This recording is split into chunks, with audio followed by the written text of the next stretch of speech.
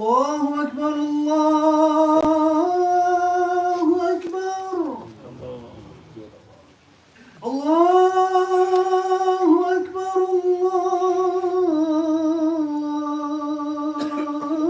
الله أكبر أشهد أن لا إله إلا الله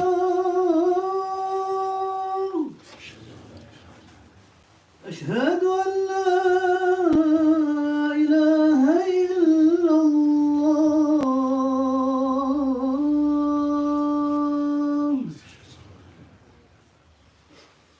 أشهد أن محمدا رسول الله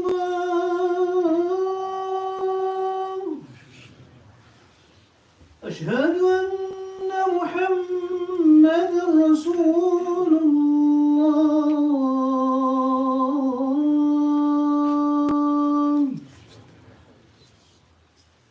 حي على الصلاة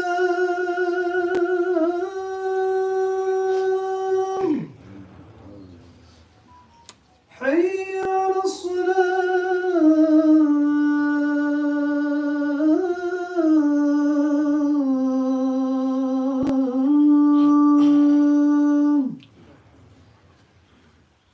حي على الفلاح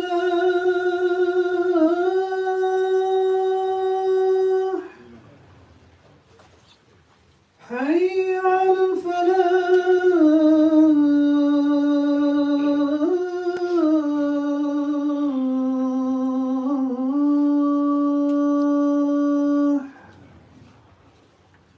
الله أكبر الله أكبر لا إله إلا الله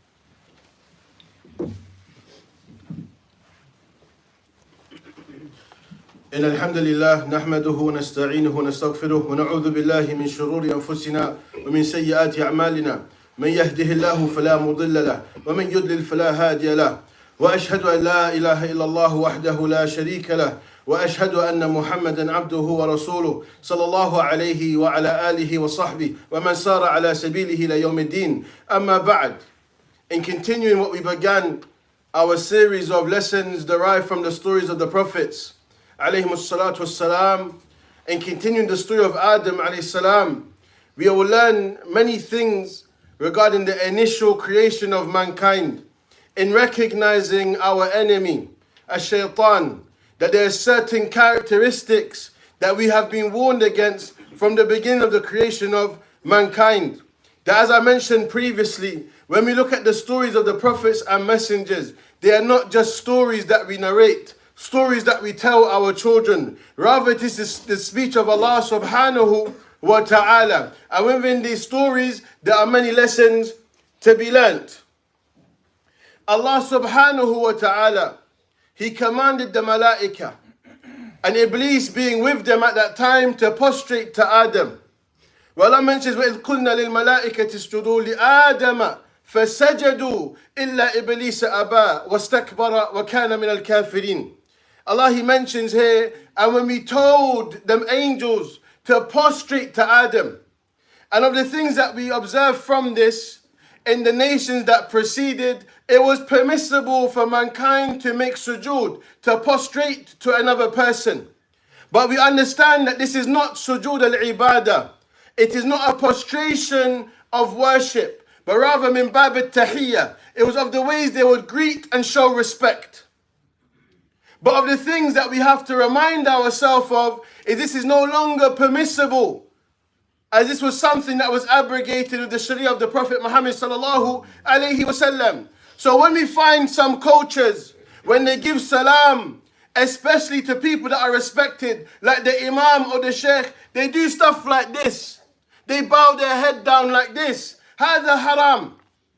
ولا يجوز في الشرع. This is something that's no longer permitted. So when you give salam, whether it's to a sheikh, an alim, or someone that is respected, keep your back straight. Keep your back straight and give a firm handshake to show strength of brotherhood. Embrace your brother, shake his hand, and let the dhunub yatasaqat an aydikum, that the sins, they will fall off your hands. But unfortunately today we find people doing this, bowing or giving timid handshakes. These are the things we need to rectify. Because when I give salam to my brother in Islam, I am embracing him. I am making dua for him. I am asking Allah to ensure he's in the best of well-being and the best of conditions. That when I say assalamu alaikum, I am asking Allah to bestow as-salam in all of your affairs, in your wealth, in your health, in your family affairs, everything. And that is from the beauty of Islam. So from this we learn it is not permitted to bow down and the likes. And what emphasizes this, Mu'adh bin Jabal, radiallahu anhu, أعلم الصحابة بالحلال والحرام كما وصفه النبي صلى الله عليه وسلم. He knew that which was halal and that which is haram the most from the companions. But he traveled to Sham, the Levant region. And one of the things he observed from them is that they would prostrate, they would make sujood to their reputable people, those who they respected. The people of the book, this was of their practices. So he was amazed by this, that how comes we don't do this to the Prophet Muhammad sallallahu alayhi wasallam. So when he returned from Sham, thinking he's going to bring a good practice and show respect to the Messenger of Allah alayhi salam, when he entered upon the Prophet Muhammad sallallahu alayhi wasallam, he made sujood to him. فقال النبي عليه الصلاة والسلام ما هذا يا معاذ. He said, what is this that you are doing, O Mu'adh? And Mu'adh, he narrated, this is what I saw them doing in Sham to those who they respected. فقال النبي صلى الله عليه وسلم فلا تفعلوا. He said, do not do this. If I was to command anyone to make sujood to someone other than Allah, it would be that the wife, she makes sujood to her husband. The women of the West, they would never love to hear this hadith. See, how can you say this? Because their mind has been corrupted. They no longer know what it means to be a woman. Allah created the woman from Adam alayhi salam, created his wife from him to be his sakina, to be his tranquility, not to challenge his manhood, not to be an obstacle in his development, not to distract him from the remembrance of Allah subhanahu wa ta'ala, for her to be his sakina, for her to be his tranquility, knowing that she was created from him. And that Adam alayhi salam, being a man, that the men, they bear responsibility for the women folk. They have a duty of care, maintaining them, providing them shelter and clothing. And this is of the means for a person to have a successful marriage. When was this known? From the beginning of the creation of mankind, from Adam alayhi salam.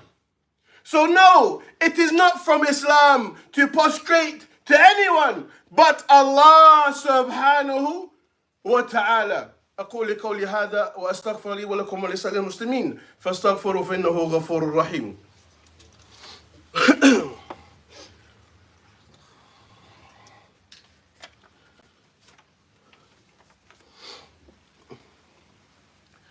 الحمد لله رب العالمين والصلاة والسلام على أشرف الأنبياء والمرسلين نبينا وحبيبنا وإمام المتقين أما بعد. So as we mentioned, Allah subhanahu wa ta'ala, he commanded the angels to prostrate to Adam. But as for Iblis, لم يكن من الملائكة.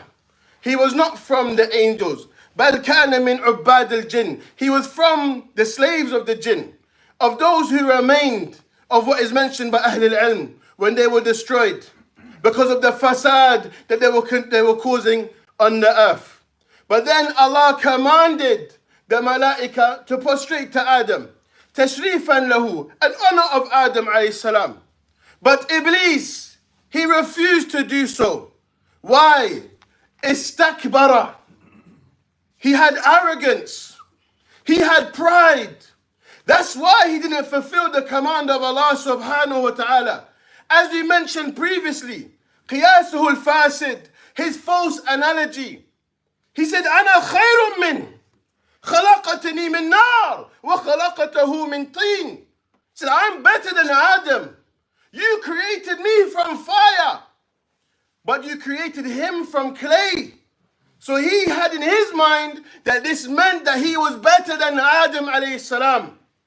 So how can I prostrate to someone below me?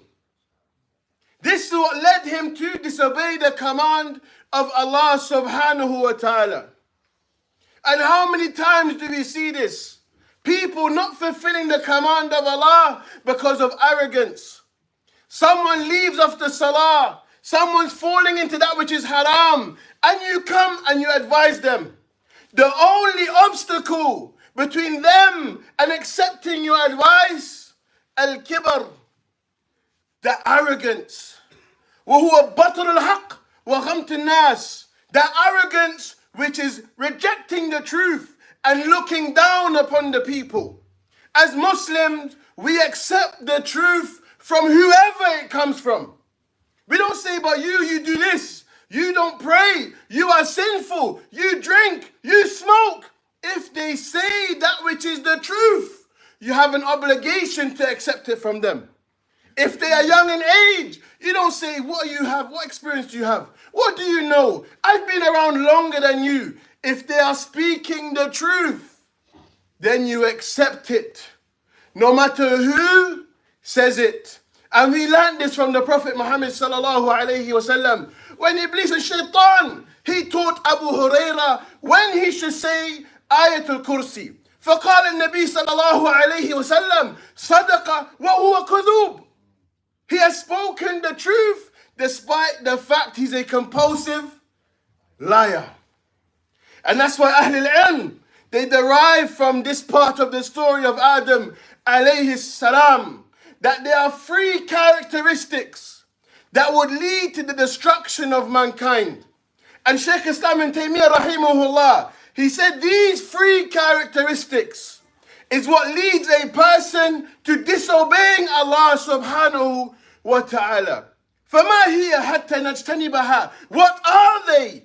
So we stay away from them. He said the first one, al-hasad.